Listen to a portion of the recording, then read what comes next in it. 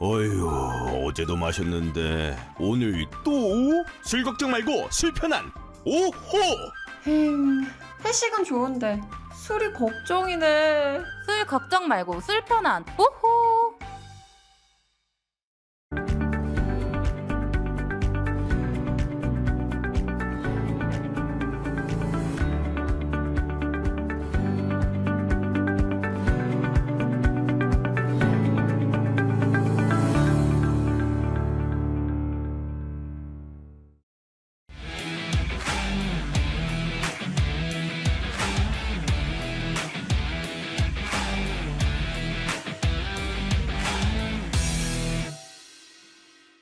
안녕하세요. 스픽스의 시청자 여러분. 매일 정치권에서 쏟아지는 수많은 뉴스의 이면들을 분석하고 전망해 보겠습니다.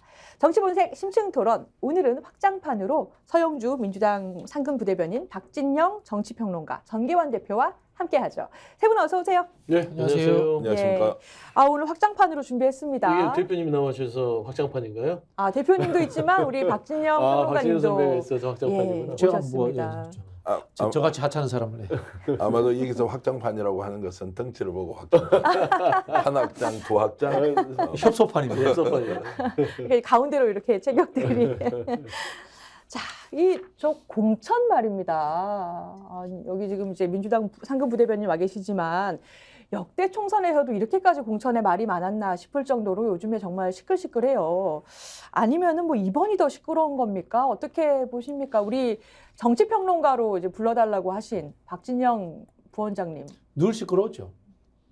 지금은 탈당이잖아요. 과거에는 분당도 있었잖아요. 맞아요. 2016년 보시면은 안철수 의원과 호남권의 20여 명의 의원이 탈당해서 거의 분당 상황을 만들게 됐습니다. 그때도 당이 분열되고 총선 진다, 폭망했다 이런 이야기까지 나왔거든요. 근데 혁신이라고 하는 것은 혼란, 갈등과 동전의 양면처럼 붙어 있어요. 그리고 사실 그게 그 진행 과정에서는 판단을 못합니다. 지나고 봐야 합니다. 2016년 총선 실제로 비대위원장은 김종인 비대위원장이었습니다만은 오너십이 작동해서 것은 문재인 그 당시 대표가 이제 물러났지만 오너십이 작동을 했거든요. 공천에 영향력도 미쳤고. 그래서 총선 국면에서 분당되면서 야 이러다가는 문재인 대표 대권 가도에 빨간불 켜지는 거 아니냐. 직권 못하는 거 아니냐 이런 이야기가 나왔거든요. 그러나 결국은 민주당이 일당이 되고 촛불혁명이 일어나고 대통령 선거도 이겼습니다. 그 과정까지 전부 다 해서 민주당이 공천 혁신을 통해서 그런 결과를 냈다. 출발점이 됐다. 이렇게 평가하거든요. 지금 생각해 보면요. 공천이라는 그 단기적 시간만을 보는 것이 아니고 공천에 의해서 만들어지는 차기 국회 그리고 그것을 가지고 한국의 가장 절대적 권력인 대통령 선거까지 가는 과정 이것을 통해서 평가가 되는 거지 지금의 기간만으로 혼란이다. 혁신이라고 단정하기는 어렵다는 겁니다. 지금 전계환 대표님 저녁에 역전의 용사들에서 공천 분석 계속하고 계시죠? 예. 어떻습니까? 뭐 언론에 이제 표현되는 공천 혼란과 정치평론가들이 보는 혼란의 양상은 다르다. 감기에 비유하겠습니다. 내가 오늘 감기 걸렸잖아요. 이렇게 독한 감기, 와 정말 최초야 이렇게 하면서 그 아픔 또는 고통 그리고 열감 이런 거 뭐 표현하자면 말할 수가 없지 않습니까? 그런 게 아닐까 싶어요. 감기가 걸렸을 때는 그것이 가장 심한 감기라고 생각하지만 정말 내가 냉정하고 객관적으로 판단해서 어느 정도 더 심했지 덜 심했지. 그런데 이제 예외가 있죠. 코로나에 걸린다거나 우리가 정말 몹쓸 독감에 걸린다거나 이제 이런 경우에는 역시 다른데 지금 현재 공천의 과정을 우리가 어떻게 비유 또는 평가할 수 있느냐. 저는 예년에 비해서 뭐 극히 적은 수준이고 이 정도는 아무것도 아니다. 그리고 필연적인 상황을 맞고 있고 다만 감기가 걸렸을 때 어떻게 회복하느냐는 것은 약을 먹고 회복하는 것도 있고 운동을 하는 것도 있고 충분히 휴식을 취하는 것도 있고 이런 여러 가지 이제 방법들을 놓고 맞느냐 아니냐고 따지지만 최종적으로는 공천 결과 이제 3월 10일 정도 되면 다 윤곽이 나오지 않겠습니까? 맞습니다. 그때 면면을 보고 판단하는 것이 옳다 이렇게 저는 생각하고 있습니다. 이 상황이 조만간 마무리가 될 것이고 그때 돼서 판단하는 것이 맞다. 어떠한 정도의 감기였는가, 코로나였는가 판단할 것 같다라고 말씀해 주셨네요. 네. 그러니까 이제 두 분이 얘기하는 게 제가 이제 당직에 있잖아요. 예. 그러니까 당의 입장을 제대로 얘기하신 것이죠. 그렇습니다. 이제 공천이라는 게 보면은 시끄러워야 제맛이죠. 국민의힘처럼 저렇게 조용하게 숨어서 뒷방에서 다 챙기는 거 그건 공천이 아니에요. 그러니까 따지고 보면은 민주당의 공천이 역동성은 가지고 있다. 다만 그거죠. 아까 말씀한 대로 뭐 정치와 선거가 결과를 얘기하기 때문에 그 결과에 책임지면 되는 것이에요. 아주 단순한 문제죠. 하지만 역대 공천들은 늘 시끄러웠습니다. 시끄러워야 또 이게 뭔가 혁신과 쇄신이 동반되는 것이고, 다만 우려가 되는 것은 그런 것이죠. 그러니까 우리가 이제 풍물패를 볼 때 꽹과리와 장구를 치는데 그게 장단이 맞아야 듣기에 좋죠. 보통 국민들이 그 장단에 귀를 기울이죠. 근데 그 꽹과리와 북소리가 안 맞으면 어떻습니까? 집어쳐. 이럴 거 아닙니까? 아, 듣기 싫어. 소음이야. 그러니까 결국에 이 공천의 과정에 북치고 장구치고 꽹과리 치는데 그게 화합과 하모니를 이루느냐에 대해서는 이 당에서 이 화합과 어떤 이 좋은 음률로 들릴 수 있도록 관리력이 들어가야 돼요. 근데 저는 솔직히 말하면 관리가 매끄럽지 못한 부분에 대해서는 우리가 계속해서 돌아봐야 됩니다. 그래서 저는 이번에 있어서 일부 언론들이나 평가할 때, 그리고 일부 이제 어떤 선행 지표들 있잖아요. 예. 여론의 추이에 나오는 어떤 수치들에 있어서 안 좋은 영향들은 그런 관리에 매끄럽지 못한 부분들이 약간의 불협화음으로 들리는 여지가 있지 않느냐라는 좀 그런 부분도 들여다봐야 된다. 좀 말씀드립니다. 오늘 방송 나가는 이제 예. 금요일 이틀 지났습니다. 임종석 비서실장이 나와가지고 뭐 선당 후사하겠다 이런 것이 아니라, 자, 나 성동에 출마할 테니까 제고해달라고 했죠. 예, 뭐 최고위원회에서 어떤 결정 나오면 나 이제 견해를 밝히겠다 이렇게 했지 않습니까? 다 기억하시죠? 어떻습니까 지금 느낌? 최고위에서 어떤 결정을 할지도 잘 모르겠고 또 하지 않을 가능성도 저는 있다고 보고요. 하루 정도 시끌시끌, 아니 한나절 시끌했다가요. 왜냐하면 내용을 보면 아, 저거 말이 되는 거야? 저렇게 공천 줬으면 총선 이기겠어? 확 퍼져가지고요. 이게 이슈가 되지 않고 있습니다. 그만큼 공천의 자본과 갈등들이 며칠간 지속되면서 피로감들이 엄청 쌓였지만 본질적으로 이 선거가 어떤 것을 규정하고 있느냐, 정권 심판이냐, 국정 안정론이냐, 아니면은 야당 심판론이냐, 심지어는 이재명 리더십에 치명적인 상처가 있으니까 아예 이것을 거부해버리겠다 이렇게 가고 있느냐 아니냐는 것은 저는 이제 국민들이 판단하고 있다. 당 내에서는 말씀하신 대로 관리를 잘하는 것이 매우 중요하지만 이미 고관여층 또는 정치에 관심을 가지고 있는 국민들은 현재 상황이 어떻게 가는 것이 맞는지 방향을 판단하고 선택하고 있다. 그래서 임종석 비서실장의 저런 반발도 하루거리 뉴스가 되지 않는다. 저는 이렇게 보고 있습니다. 예. 저는 우리 서 대변인 비유가 너무 찰지고 와닿는다고 생각이 드는데요. 이 공천이라는 것이 민주주의적 절차입니다. 예. 그러니까 시끄러울 수 있는 겁니다. 근데 한편으로 보면요, 정당에서 인사를 진행하는 행정 절차입니다. 행정 절차라고 보면요, 안정성이 있어야 되고 효율성이 있어야 됩니다. 그런 부분에 있어서는 지금 상당히 문제를 노출하고 있다라는 것을 인정해야 되고요. 예, 맞습니다. 비판도 받아야 됩니다. 그리고 또 한편으로 보면은 임종석 실장을 쳐내는 과정들, 그리고 다선들의 의원들을 쳐내는 과정들을 혁신이 맞아요. 제가 봤을 때는 586과 다선 기득권을 쳐내고 있다, 이렇게 이야기할 수 있거든요. 그러나 요거를 개념화하고 심볼라이징하는 것에 대해서 잘 못하고 있어요.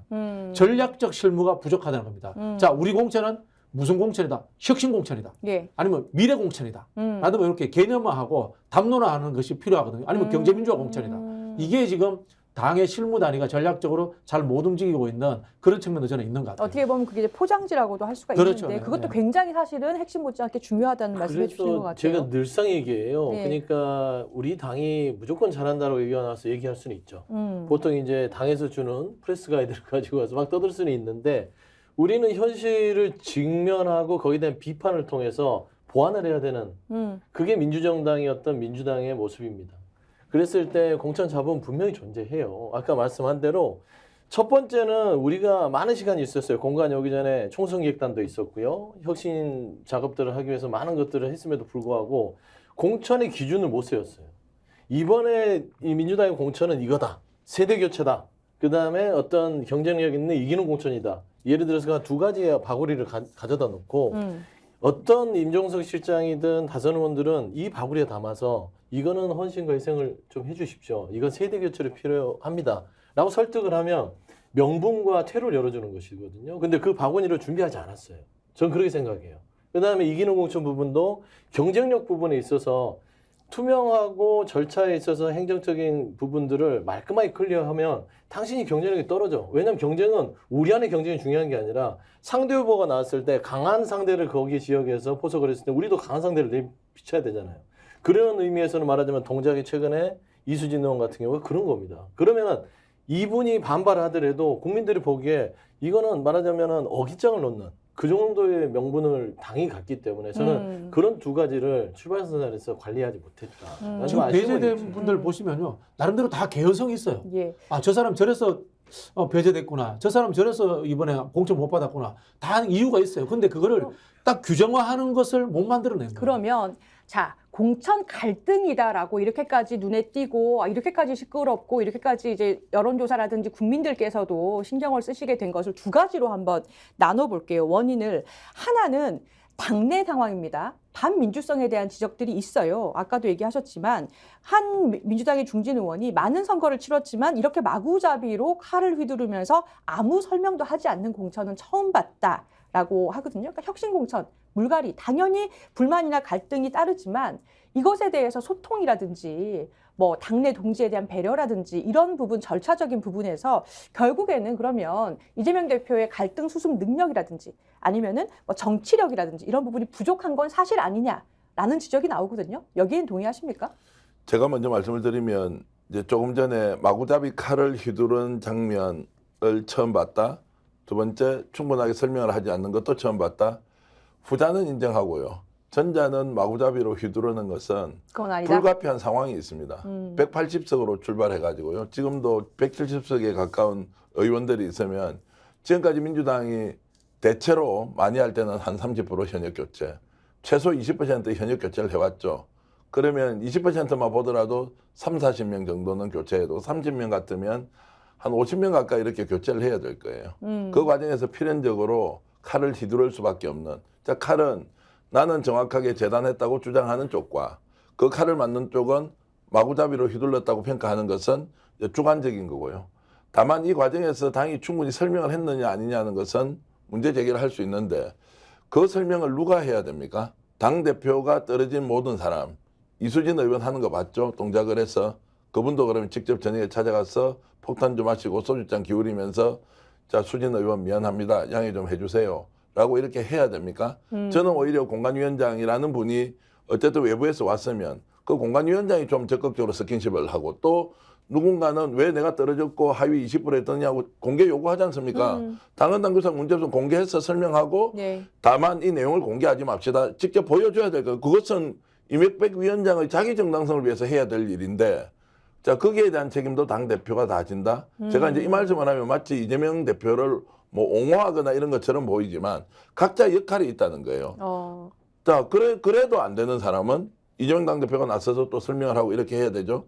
그럼 제가 시청자 여러분께 여쭤볼게요. 서른 의원이 저렇게 하면서 연산군에 비유하기도 하고 그리고 타당에 출마할 것이다. 이렇게 하면서 쌍욕은 하지 않았지만 폭탄 수준의 비난을 했지 않습니까? 거기도 이재명 당대표가 미안합니다. 설 선배 못 챙겨서 죄송합니다. 이렇게 해주는 것이 민주당이 총선에서 더 좋은 것이냐.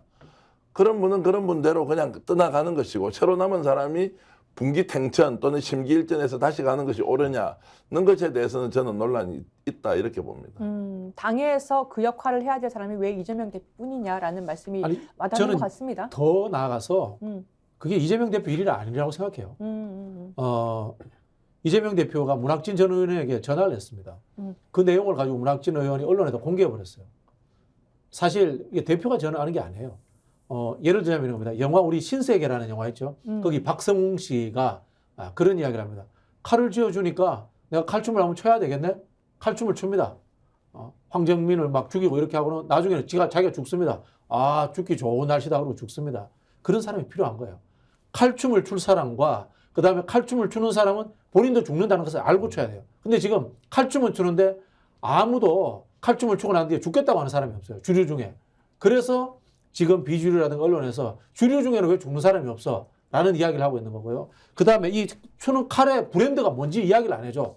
아까도 말씀드린 이 브랜드라는 것이 586 청산인지 다성 기득권 해체인지 그 브랜드를 가르쳐 줘야 돼요. 그 브랜드를 이야기하지 않는 거예요. 그것 때문에 지금 문제가 생기는 거고요. 예를 들자면은 또 설득하고 하는 문제는 대표가 하는 것이 아니라 말씀하신 것처럼 공관위원장이든 아니면 사무총장이든 아니면 또 사실 정치라는 것이 비선도 필요합니다. 현실적으로 말씀드리면 백조가 우아하게 물 위에 둥둥둥 떠다니고 밑에 물 갈기치는 엄청나게 열심히 하거든요.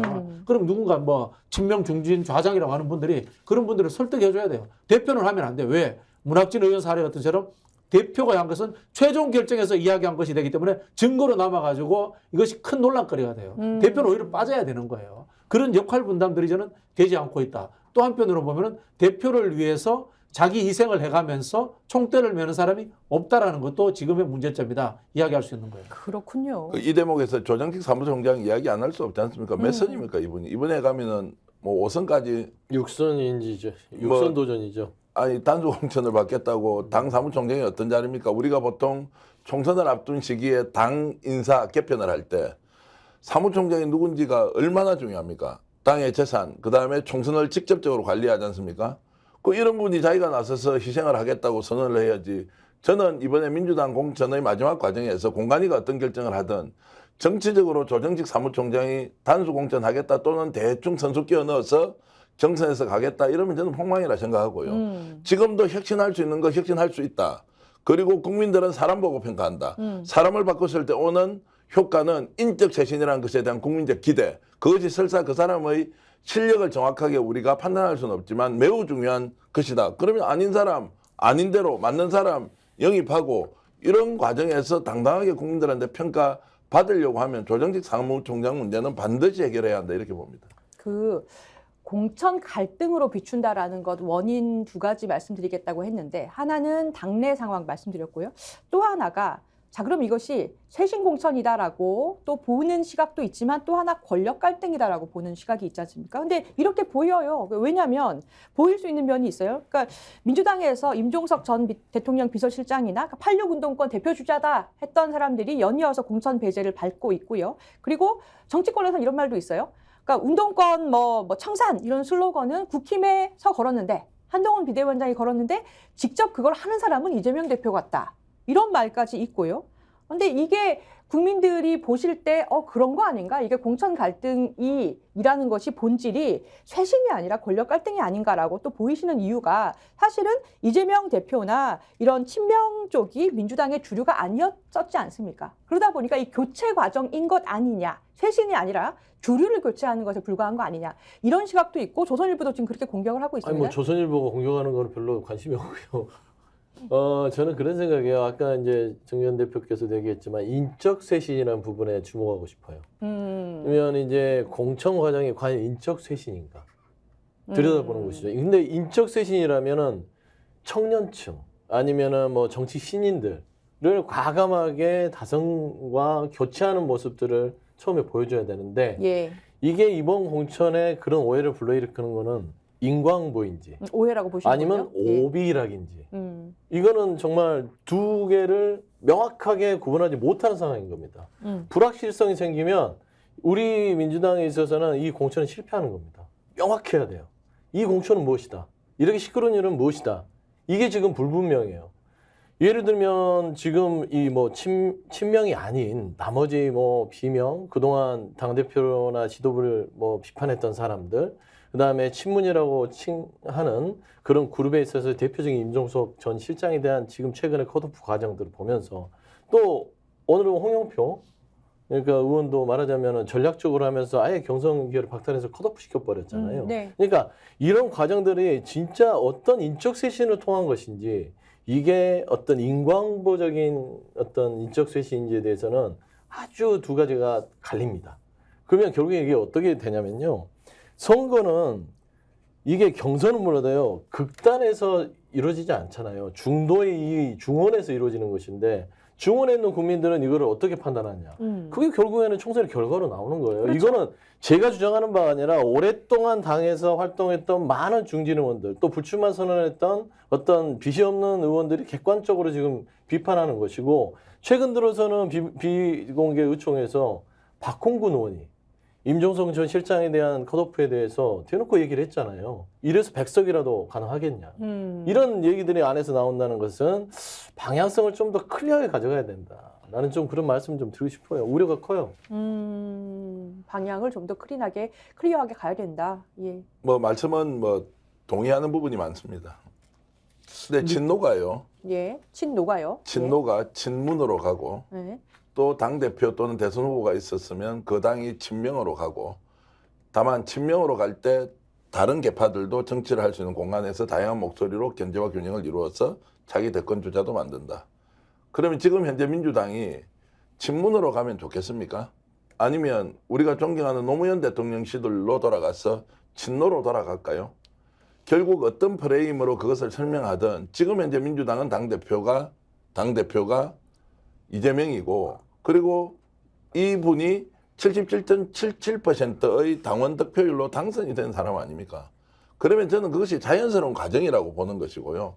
왜 우리가 친문을 배제하느냐? 왜 친명만 다 씹느냐? 아니 이재명이 당대표고 이재명이 압도적 지지로 당선한 당의 대표이기 때문에 그렇죠. 그러면 예를 들어서 한동훈 비대위원장이 지금 현재 선출직 당대표로서 70~80%의 지지율을 받고 당대표가 됐으면 그 당의 색깔을 어떻게 바꿔가야 됩니까?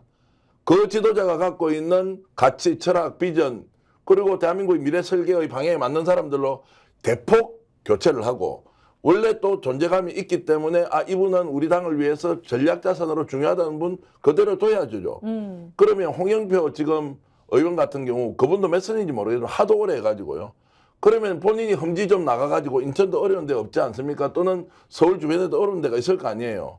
임종석 비서실장 마찬가지 아닙니까? 송파종 가서 이기면 대권주자 되는데 오늘 제가 누군가 전략공천 대상자로 전화를 받았던 분한테 이런 얘기를 들었어요.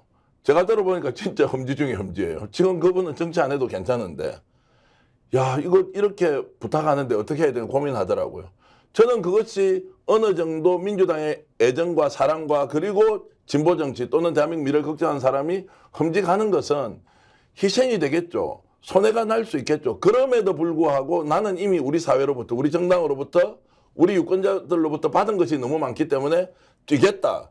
이게 진정한 지도자의 모습이 아닌가라고 생각하면 저는 친명 정당에서 또 거기에서 함께 경쟁해야 될 많은 미래의 전략자산 대선 후보들이 험지 출마하고 싸우고 예. 그리고 이재명 비판하고 이런 식으로 가는 것이 오히려 더 옳다 이렇게 생각합니다. 말씀하신 게 정청래 최고위원의 어떤 발언하고 맥락이 비슷한 거예요. 예. 이게 이재명 대표가 대선 주자였고 이재명 대표가 당원들의 절대적 지지를 받고 있으니까 이재명 당이 되는 것은 자연스러운 현상이다라는 이야기를 했는데요. 이게 정치 혁신인 거고 한편으로 보면 또 권력 교체인 거예요. 같이 섞여 있는 겁니다. 복합적으로. 그래서 이 권력 교체라는 것이 나쁜 것이 아니에요. 예. 정치는 현실이지 않습니까? 살아 있으니까요. 그렇죠. 다만 이제 이 공천 과정의 문제에 대해서 이야기할 수밖에 없는 것은 이 민주당 계열 정당에서 DJ 이후에 안 시끄러운 적이 없어요. 그냥 그건 왜냐면은 정당의 오너십이 작동하잖아요. 오너십이 작동하잖아요. 그리고 또 잘못 우리가 생각하는 것 중에 하나서 공천 잘해서 선거에 이긴다. 그런 적 없습니다. 공천과 별개의 문제였습니다. 생각을 해보면요. 그럼 뭐냐? 공천은 잘할 수 없는 다 정당이 돼 있어요. 우리는. 왜? 민주화된 정당이기 때문에. 독재 정당이라든가 폭력적 권력이 효율적으로 지배하는 정당은 공천 잘합니다. 박근혜 대통령 2012년에 공천 잘했잖아요. 마음대로 하니까.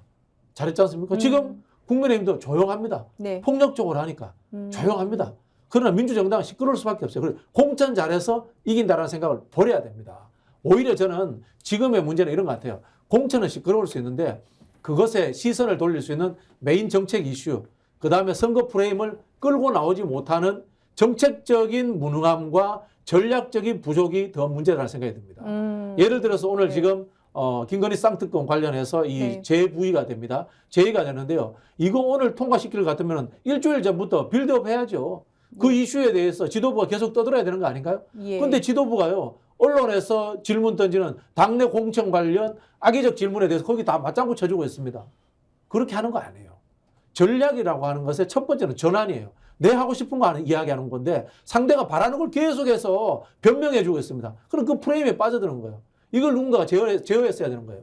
2012년 박근혜 이야기 들어볼게요. 박근혜가 공천 잘해서 이겼나요? 아니잖아요. 경제민주화 이슈 잘 만들어냈던 거고 프레임으로서 이명박과 다른 또 다른 당이라는 이미지를 만들어낸 거 아닙니까? 이걸 했어야 되는데 지금 우리가 모든 행정과 당의 역량이라는 것이 공천 수습하기 바쁜 거예요. 수습 안 돼요, 이거. 원래 이래 시끄러운 거예요. 딴 거 해야 되는 거예요. 시선을 돌려야 되는 거예요. 그게 전략인 거예요. 아니, 지금 우리가 원인이 본질이 무엇인가를 분석을 지금 해봤는데요. 사실은 일단 공천 갈등이다, 시끄럽다라는 현상이 있는 건 사실이에요. 그죠? 그 현상이 있는 건 사실이고. 근데 민주당이 3월 10일쯤 되면 다 끝나겠지만 지금 선거가 얼마 남지 않은 상황에서 그때까지 이걸 끌고 가는 것이 맞느냐. 지금 수습을 해야 되는 이유가 지금 말씀하신 것처럼 2016년에도 새누리당이 뭐 180석을 얻네 이런 얘기들 많았지만 그때 뭐 친박 간별사 논란 되고 하면서 결국엔 탈당, 무소속 뭐 이렇게 되다가 122석에 그쳤거든요. 그리고 2012년에도 지금 민주당 갈등하고 굉장히 비슷한 상황이 있었지만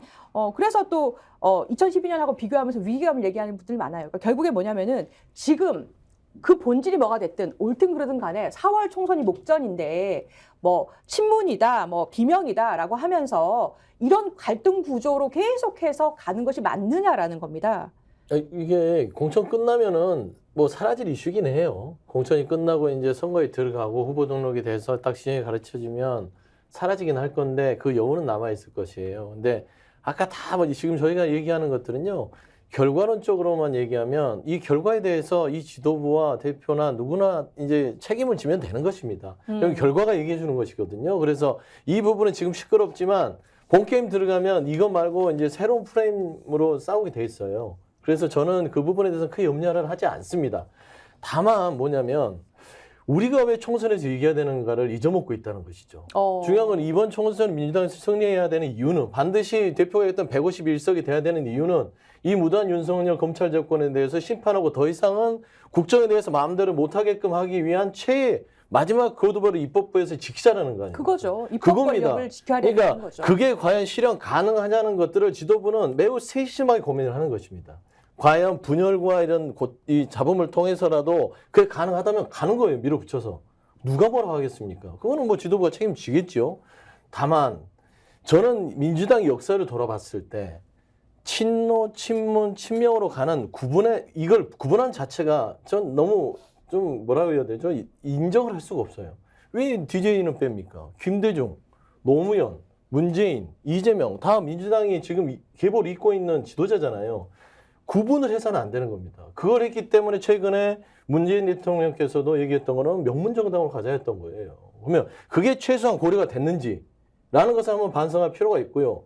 두 번째 얘기를 들면 이게 이 야당에 대한 전체적인 것들은 2016년만 돌아보죠. 당시에 어떻게 했습니까? 김종인 비대위원장이 들어왔을 때 쳐냈던 것은 우리 쪽 주류였어요. 뭐 이해찬, 정청래, 그다음에 호남에 있는 물갈이를 확 해버렸어요. 한 번에. 그러니까 사람들이 완전 바뀌는데 이런 메시지가 먼저 들어간 다음에 당시에 문재인 전 대통령 대표를 흔들었던 민진모 세력을 다 쳐낼 것 같았는데 다 공천을 줬습니다. 이유가 뭔지 압니까? 분열하면 진다. 라는 어떤 전략적인 부분들에 있어서의 판단이었던 겁니다. 저는 그런 것들을 반면교사 삼아서 이번에 공천이 지혜롭게 이루어졌어야 되는데 이게 너무 거칠다고 이 비판을 받는 이유가 거기 있는 것입니다. 그래서 아무리 정적이고 당에 대해서 쳐내고 싶어도 어느 정도의 이렇게 완급 조절을 해야 되는 부분들이 좀 부족한 거는 사실이에요. 그래서 지금이라도 뭐 이미 다 이제 공천은 끝났다고 보는데요. 지도부를 믿어야죠. 지도부의 판단을 믿고 이렇게 해서라도 쇄신하고 이게 혁신이 된다면 뭐 결과론적으로 151석 이상을 과연 할 수 있는 것인지 거기에 대해서는 또 민주당 당원 그다음에 여기서 하는 많은 출마하는 후보들이 더 뭐 열심히 힘을 내야 되지 않겠습니까? 시간이 부족하지는 않을 것이다. 저도 그런 그래 보고 전망이시네요. 뭐 동의하는데요. 한편으로 동의하는데 걱정되는 거는 구성원들 실력이 너무 떨어져. 정치를 몰라. 이게 프레임을 우리 부원장님이 하셔야 되는데. 아니 프레임을 만들고 전환을 하려면 박지원 의장도 이제 올드보 이렇게 해서 비판을 받습니다만 박진영 부원장을 해요. 박지원 의장님이 비판을 받습니다만은 메시지를 통해 가지고 국면 전환을 만들어내야 되잖아요. 근데 자잘하게 동네 가가지고 있지 않습니까? 명함 뿌리고 있고 이게 선거의 전부이냐 생각하는 좀 풍토가 문제가 아닌가 이런 생각이 들고요. 저는 지금의 상황을 정리하는 것이 주요 당직자를 교체를 한번 했으면 좋겠어요. 지금쯤 되면은 공천이 갈등이 있더라도 연구원에서 메인 정책 이슈 던져야 돼요. 지금 뭐 윤석열 정부가 검찰 독재라는 것만 이야기할 게 아니라 경제 정책에 대한 실정, 주가 폭락했잖아요, 그죠? 맞아요. 그런 지금 부분들도 정책이 있고 안 보입니다. 반도체 문제도 있고 예. 할 거 많거든요. 그걸 경제 담론화 시켜서 못 하고 있는 거예요. 그런 부분들 연구원장 바꿔야 된다고 봅니다. 정책위의장 누군지도 모르겠어요. 그렇죠? 그리고 대변인이 지금 정말 날카롭게 지금 윤석열 정부와 각을 세우면서 싸우고 있습니까? 기사가 안 나오잖아요. 대변인 논평이 기사가 다뤄지지 않고 있잖아요. 중요한 지점이에요. 그런 부분들이 중요한 거고 공천은 이미 혁신 공천이고 이미 갈등 공천이 돼 있어요. 이건 그냥 빨리 정리해서 끝내면 그만인 거예요. 정리하는 거예요. 이제 지나온 과정을 이제 평가하는 거 중요하니까 제가 이제 예를 들어서 해보겠습니다. 이제 이재명 당대표가 자신과 가장 가까운 사람부터 쳐내자. 그럼 딱 뜨는 사람이 저는 정청래 의원이에요. 근데 이재명 당대표하고 정말 가까운 사람 중에 한 명이 또 오산의 안민석 의원이에요. 예. 안민석 의원이 그 동네 가면 좀 심하게 이야기하면 근데 안민석한테는 붙어서 이길 사람이 아무도 없어요. 그 정도로 지역의 장악력과 본인의 선거구 관리를 잘하는 분인데 이번에 그냥 날아가 버렸어요.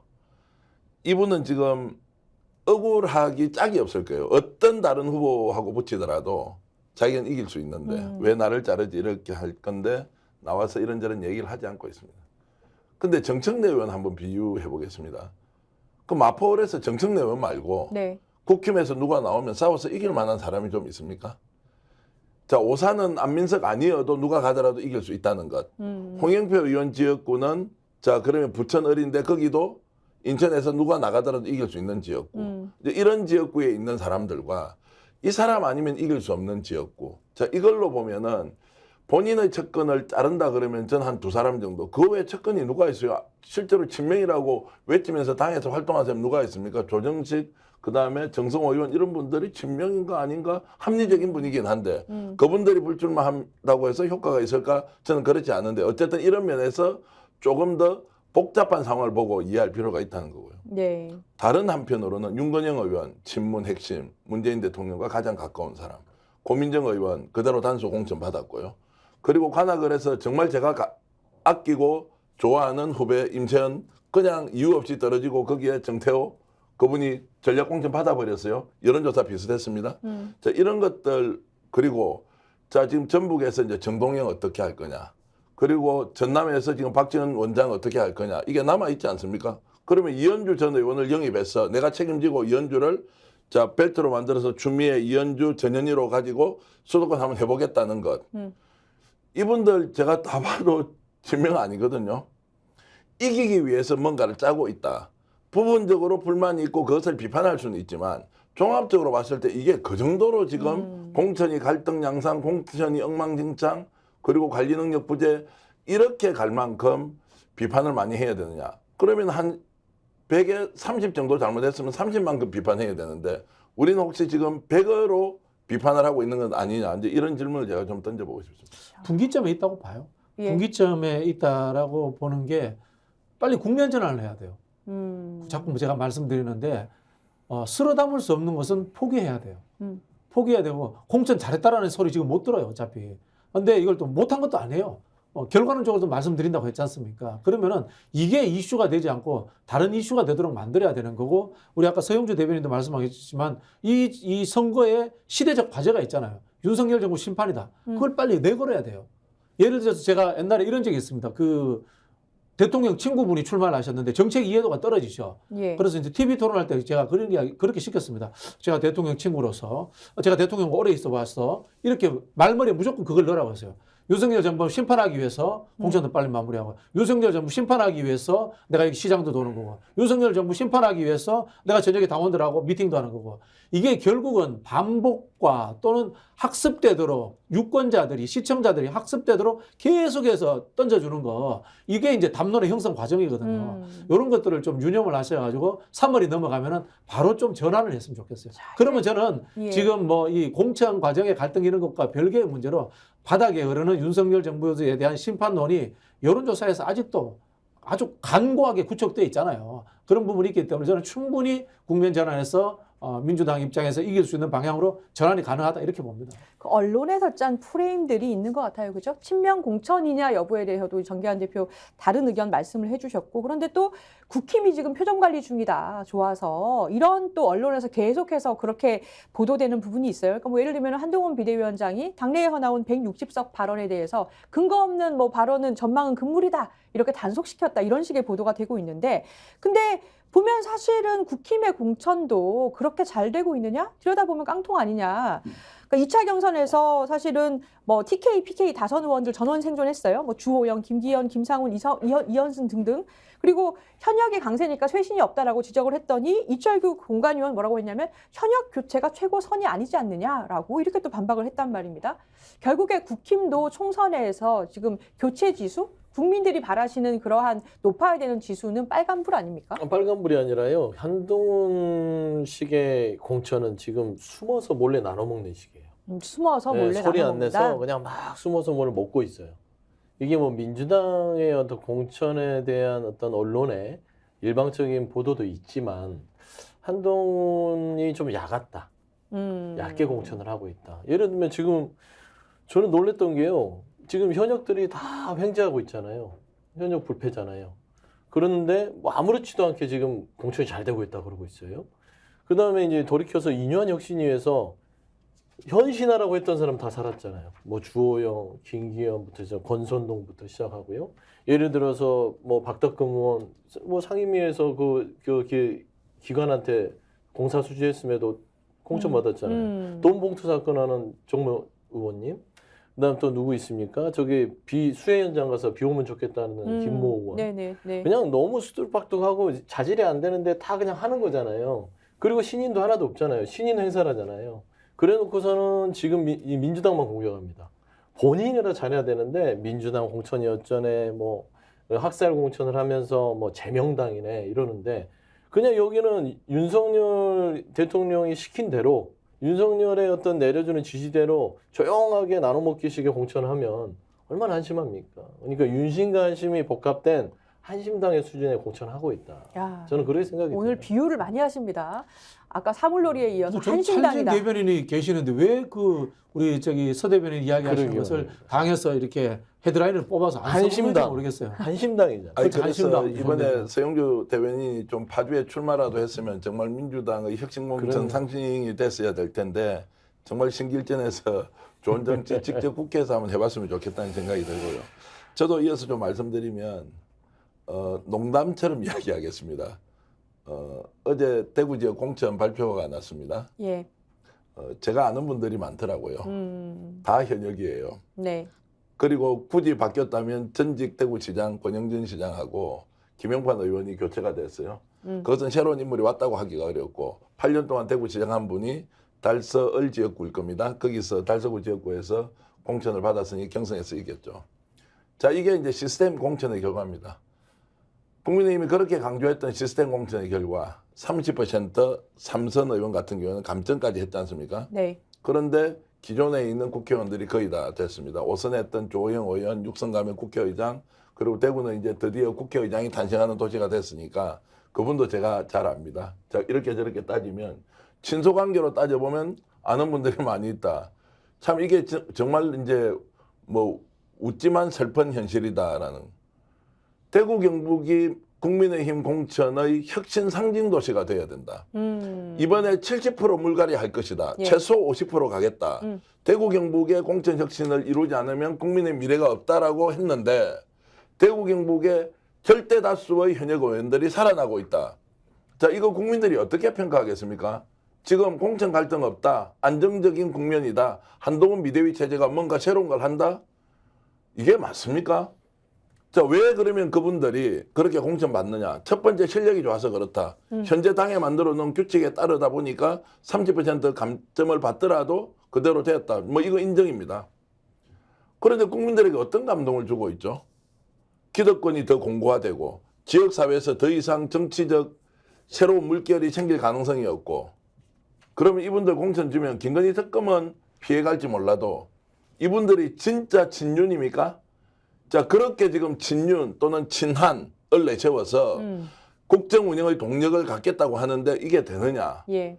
그러면은 공천 결과를 보고 결국 국민들이 투표장에서 표로 평가할 텐데 지금 현재 TK 지역에서 일어난 국민의힘 공천 내용을 보면 과연 국민들이 그런 평가를 하겠느냐라고 저는 다시 질문을 던지겠습니다. 제가 보기에는 이런 것 같아요. 벌거벗은 임금님과 간신배 공천, 네. 또는 뭐 딸랑딸랑 공천, 뭐 이런 식으로 해서 국민의힘이 하고 있는 것은 국정 운영을 잘하겠다라든가 나라를 잘 어떻게 또 다시 바꾸겠다 이런 생각이 없어요. 그냥 권력을 유지하겠다라는 윤석열 정부의 목표에 이 복무하는 그런 공천이다. 저는 그런 생각이 들어요. 근데 이런 식으로 규정화해야 돼요. 한동훈 비대위원장이 여당 대표면 국정을 책임져야 되잖아요. 국가 비전을 내놔야 돼요. 단 한마디도 없어요. 근데 잔꾀의 전술로서 보면 잘하고 있는 거예요. 하루 내내 민주당 공천 공격하는 메시지만 내놓고 있어요. 그리고 이 일부 언론들이 거기에 대해서 뭐 용비어천가를 읊어대면서 받아 써주고 있잖아요. 예. 그래서 선거 프레임 만드는 거예요. 전략으로서는 아주 잘하고 있는데 나라는 망치고 있죠. 그죠?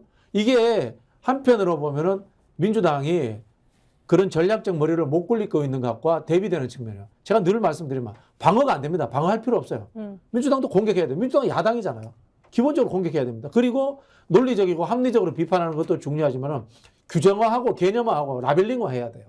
김종인 비대위원장 같은 분들 메시지 보면 좋아요. 네. 뭐 예를 들자면은 모 씨가 공천 받았다 그러면은 그런 애가 국회의원 감이야?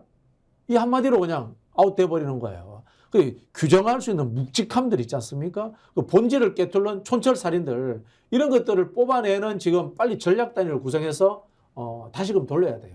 그렇다면은 국민의힘이 아까 말씀하신 것처럼 숨어서 하고 있는 잘못된 공천, 숨어서 하고 있는 나라를 망치면서도 권력 유지만에 집착하는 공천, 이 본질들을 파헤칠 수 있는 거예요. 네, 오늘 굉장히 좋은 말씀 많이 나오는 것 그러니까 같습니다. 저는 솔직히 이번에 공천받은 분들 뭐 대구나 그다음에 뭐 정진석 솔직히 의원도 실형받았는데 지금 공천을 줬잖아요. 네, 맞아요. 그러니까 이런 분들을 줄 수가 없는데 왜 줬냐면 이분들은 다 한남동 가서 김건희 씨한테 큰절해야 돼요. 솔직히 말하면 이게 김건희 특검법 때문에 울며 겨자 먹기식으로 줄 수밖에 없는 구조입니다. 예. 이거 오늘 의결 있잖아요. 그렇죠. 예. 네. 따지고 보면 김건희 공천이다. 그 이면에는 저는 그렇게 주장하고 싶어요. 너무 그러지 않겠습니까? 좋은데요? 아니, 그러지 않겠습니까? 네. 주고 싶겠어요? 혁신하고 싶지? 근데 윤심이 나도 죽겠는데 야 이거 또 한 번 싸우지 말자. 이번에는 알아서 좀 이렇게 좀 잘 마무리해라. 그러니까 조용히 할 수밖에 없어요. 조용히 해야 그렇게 이루어지거든요. 김건희 특검 공천이다. 그럼요. 김건희 공천이다. 김건희 특검 요거 저기 우리 공천 썸네일로 뽑아주십시오. 김건희 특검 네, 공천으로. 네. 저는 그래 예, 봅니다. 이 실제 방송은 이번에 내일인데요. 네. 공천 과정에서 국민의힘 안팎에서는 예. 누구한테 줄 서면 공천 받느냐. 그래서 정치 신인들, 특히 대통령실 출신들은 뭔가 공천 받을 것처럼 또는 공천 가능성이 있다고 기대를 잔뜩 하고 나왔거든요. 그래서 크게 두 줄이 있다. 첫 번째 줄은 김건희 줄이고 두 번째는 윤석열 대통령 줄인데 아무리 봐도 한동훈 줄은 아닌 것 같다. 뭐 이런 이야기가 있었습니다. 어디가 더 그중에 길까? 넘버원은 예. 역시 김건희 여사의 줄이었는데 예. 이미 그 줄을 타지를 못하고 기존에 연결되어 있던 기득권 줄 그것으로 공천이 다 됐기 때문에 말씀하신 대로 결과적으로 보니까 새롭게 찾아간 김건희 줄은 없었고 원래 엮여있던 줄만이 다들 공천받았다 이렇게 평가할 수 있겠습니다. 자, 경합 지역을 몇 석 정도로 보시는지 저는 궁금한데요. 그러니까 대선하고 다르게 총선은 좀 각 지역구를 지금 봐야 되지 않습니까? 근데 경합 지역에서는 제3지대 후보가 그 인물이 누가 나오냐에 따라서 이 당락이 갈리는 지역도 상당히 있을 것 같아요. 경합 지역 어느 정도로 예상하시고 이 제3지대 후보가 특히나 뭐 어떠한 이제 키를 쥔다라고 할 수 있는 곳이 어디라고 보십니까? 저는 서울이 거의 다 경합 지역으로 들어가 버렸다라고 그렇게 보여요.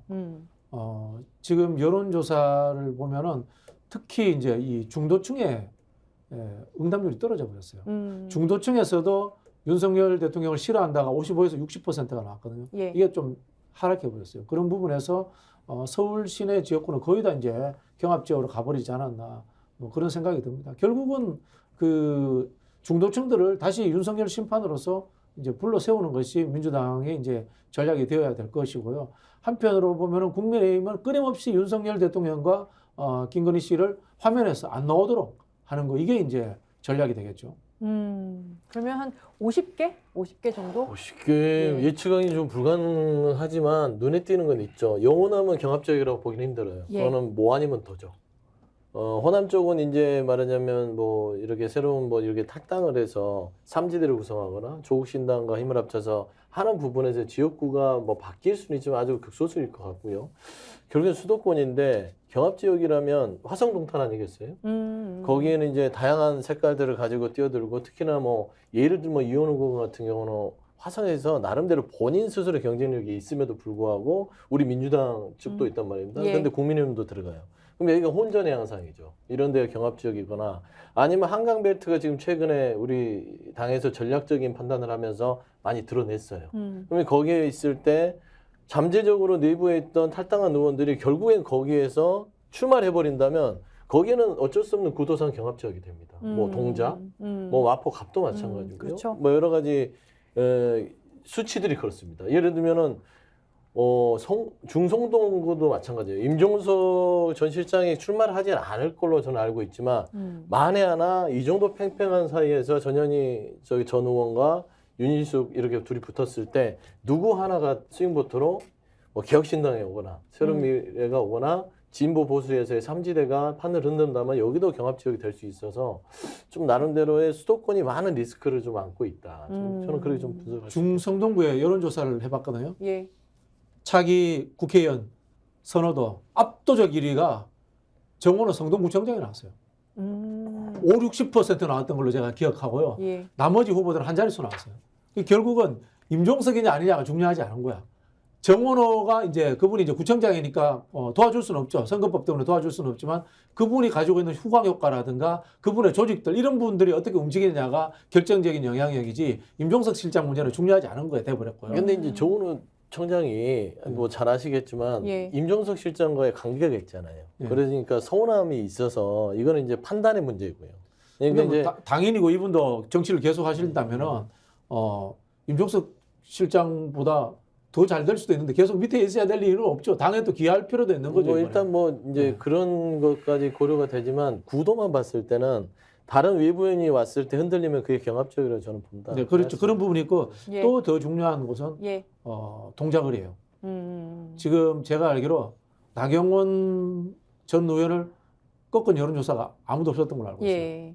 그래서 여기에 구도를 잘 짜야 돼요. 차라리 신인을 넣어가지고 어떤 뭐 나경원 의원과의 대립 구도를 만들어서 바람을 일으키든가 승패의 문제를 떠나서 그것도 방법이고요. 아니면 압도적으로 이길 수 있는 후보를 찾아내거나 그런 어떤 그 잘 짜는 것이 결국은 이제 마용성 동작 예. 요 중심에서 움직이는 서울의 한강 벨트 중심에 하나의 그 여론을 만드는 이 핵심 시발점이 되지 않을까 그렇게 보여요. 추미애 전 장관하고 나경원 전 의원 한번 붙었으면 좋겠어요.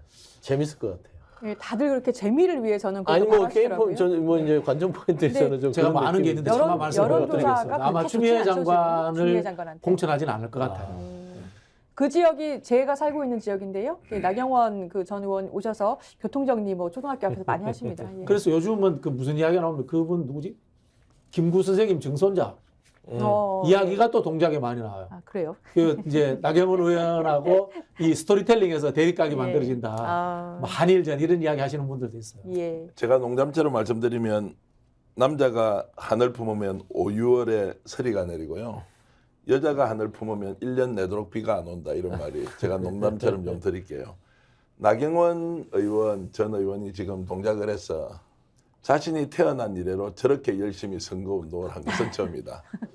당선을 위해서 저렇게 하느냐 아니면 누군가에게 복수를 하기 위해서 저렇게 하느냐 아. 여러 가지 이제 중의적 의미가 좀 담겨 있습니다. 그만큼 나경원 의원이 지난 국민의힘에서 당했던 수모를 이번 총선을 통해서 이제 반드시 극복을 하겠다라고 하니까 그것이 동정 여론까지 합쳐져서 원래 좋은 보수 정당의 텃밭인데 동정 여론까지 하니까 추 장관 같은 사람을 넣어도 안 되고 또 B라는 인물을 넣어도 C라는 인물을 넣어도 이제 안 되니까 굉장히 동작을 선거를 민주당에서는 어떻게 치르느냐가 중요할 겁니다. 또 누구를 내세워서 맞짱을 뜨게 할 거냐. 설사 치더라도 의미 있게 져야 되는 데가 이제 동작을이라고 보고요. 전국적으로 보면 결국 한 60개 정도의 이제 일종의 접전 지역이 있다 이렇게 보는데 예.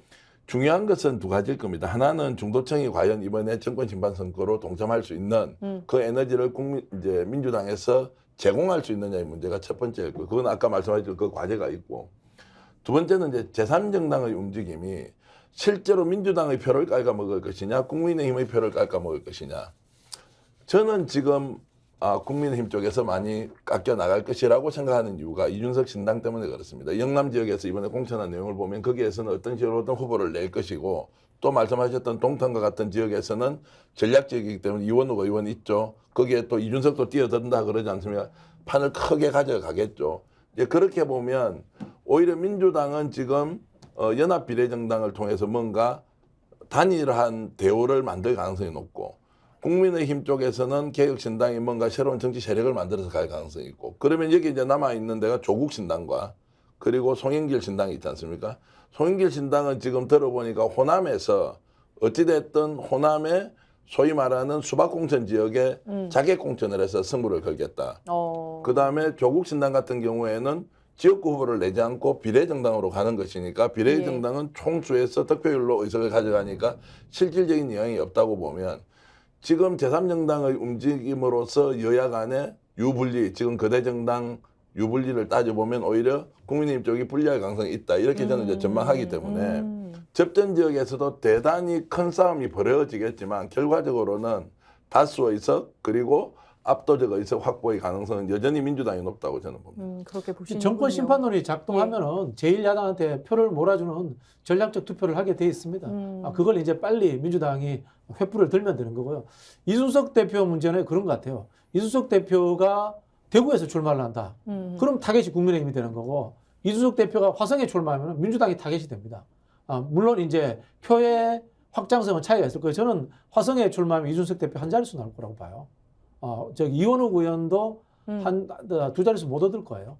그런 부분에서 그거는 이제 그분들이 전략적 판단을 해야 되는 거고, 사실 이준석 대표가 신당을 만든 게 명분이지 않습니까? 예. 명분은 윤석열 대통령한테 얻어맞아서 만든 거잖아요. 명분에 충실하려면 저는 대구에 출마하는 것이 맞고, 결국은 본인이 보수에서 나왔기 때문에 보수를 허물어야지 본인의 장기적인 정치적 전망이 나옵니다. 그런 부분에서 저는 개인적으로 이준석 대표한테 조언하라면 대구 가서 출마하시라 이야기하고 싶어요. 그럼 예. 본인 기대대로 이준석 전 대표가 대구에 출마하면 예. 본인 기대대로 민주당은 아주 좋아질 겁니다. 좋아지죠. 그래서 아마 그렇게 바람을 이야기할 수도 있다, 제가. 지금 근데 이미 대구에 보수층이 직결해 버려가지고 예. 대구에 출마해도 이준석 대표가 많이 얻지 못할 거예요. 이준석 대표는 이낙연 대표하고 합당하는 그 과정이 정치적으로 결정적 실수였어요. 누가 주적인지, 예. 누가 싸울 것인지를 잊어버리게 만들었잖아요. 그러니까 이제 이준석, 이낙연이 두 축은 시간 낭비를 했죠. 그러니까 예를 들어서 물리적, 화학적으로 결합할 수 없음에도 불구하고 굉장히 생경한 모습으로 합쳤어요. 그러니까 그 정치적인 어떤 치명상을 입게 된 계기가 됐는데, 이제는 이제 찢어져 버렸잖아요. 그래서 명확하게 이 3지대는 한쪽은 보수층, 예. 한쪽은 말하자면 진보 스펙트럼에 들어와 있습니다. 그래서 새로운 미래 쪽이 최근에 탈당하는 의원들을 주워 담을 공산이 커졌어요. 그렇죠. 가능성이. 그렇죠. 그런데 지금 현재는 새로운 미래 자체가 추동력이 없어요. 왜냐하면 이낙연 전 대표 자체가 워낙 좀 느리고 결단이라든지 이런 여러 가지 지도력에 있어서는 크게 인정받지 못한 상황에서 최근에 탈당 러시가 이루어지니까 본인이 광주 출마하겠다고 하는 겁니다. 그러면서 본인이 표대를 세워놓으면 들어오겠구나 하는데, 이분들도 나가는 분들도 나름대로 뭐 정치를 오래 하신 분들이라서 이제 좀 간을 보겠죠. 그래서 저는 일단 이런 형태로 될 것 같아요. 탈당을 하면 무소속 연대를 꾸려서 그 부분을 쭉 진행하면서 본인들의 메시지를 내고 있다가, 향후에는 새로운 미래가 어느 정도 뭐 3에서 5%까지 추동력을 갖느냐라고 했을 때 본인들이 집단적으로 뭉쳐서 어떤 진보 스펙트럼에서의 본인들의 어떤 향후 정치적인 길을 모색할 것 같아요. 근데 저는 이준석은 더 이상 이제 확장력이 없다고 봐요. 네. 그러니까 저는 전략적으로 김종인 공관위원장이 대구 가서 죽어라라고 얘기하는 거예요. 그러니까 전략이라는 건 두 가지입니다.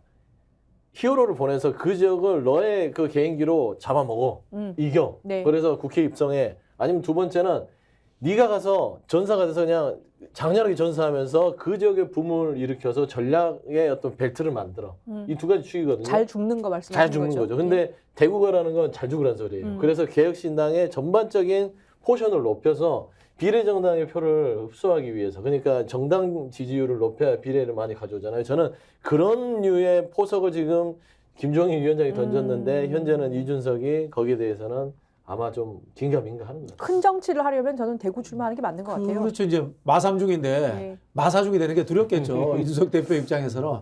근데 젊잖아요. 그리고 그래서 그런 얘기 하는 결국은 이 그 새 이름을 뭔지 모르겠습니다만 뻐꾸기 만나면 자기가 태어난 둥지를 차지해야 돼요. 그래야지 이제 집이 되는 거지. 제3지대라고 하는 것은 집이 아니에요. 안철수 대표가 그 유행 따라 흐르는 정치에서 10년 동안 부유했지만 결국 집이 없어요.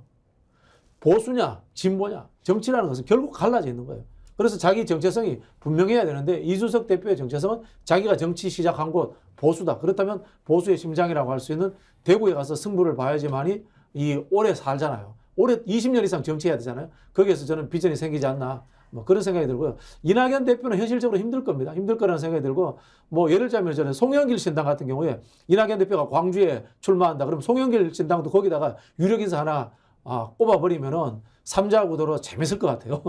자, 마지막 질문 드려볼게요. 그러니까 지금 공천 갈등이냐 쇄신이냐 분석을 해봤고요. 그리고 제3지대까지 봤는데요.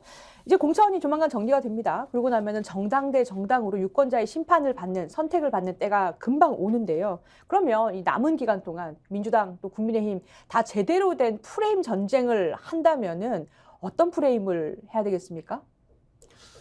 저는 민주당이 그 검찰 독재 정권 심판에 플러스해서 경제 파탄, 경제 거시경제 지표를 들고 나와야 된다고 봅니다. 지표가 지금 정말 안 좋죠. 이게 중도층들, 예. 이른바 또는 이 소득층에서 중산층들이 좋아하는 거고요. 이 사람들이 무당파, 중도층, 뭐 부동층이라는 이름으로서 분류되는 분들이거든요.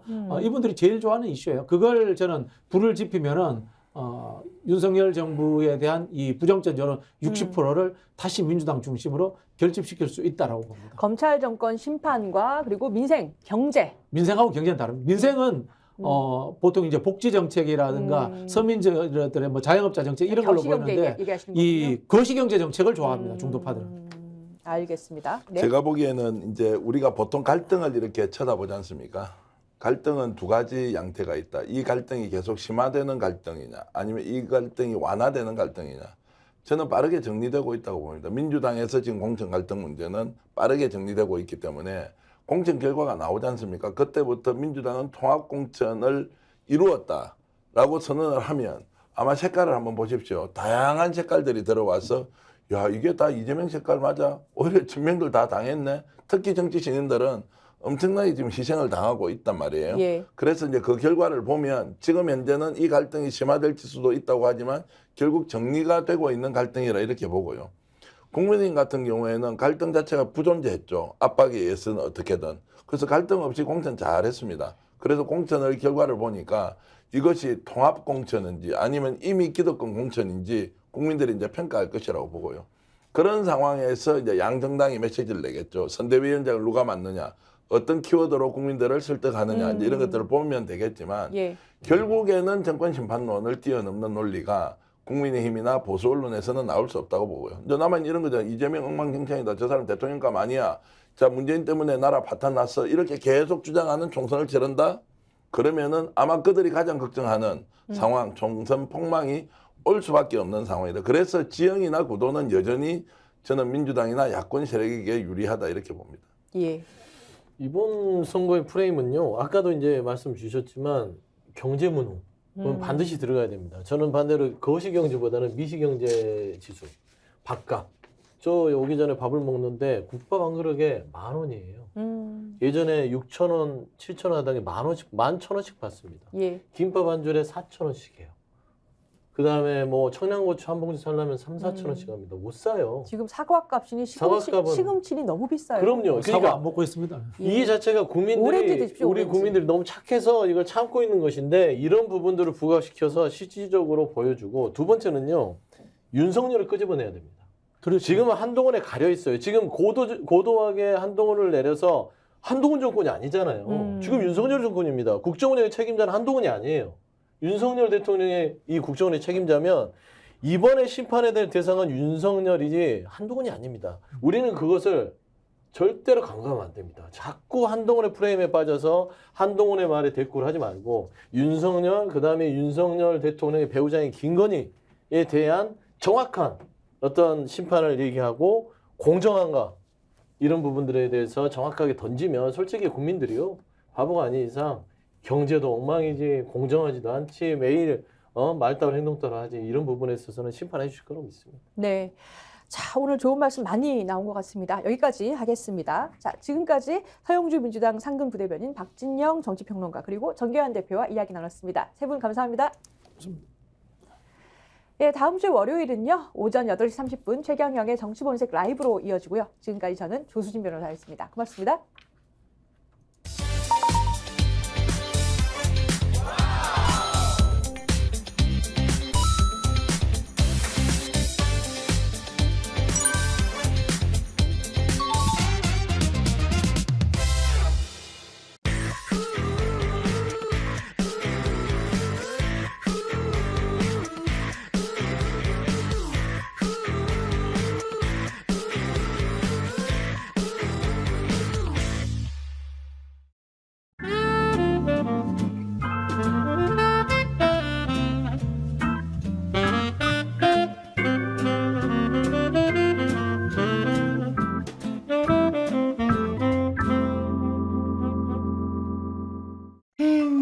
회식은 좋은데 술이 걱정이네. 술 걱정 말고 술 편한. 어허. 제가 술이 약해서 술 걱정 말고 술 편한 오호.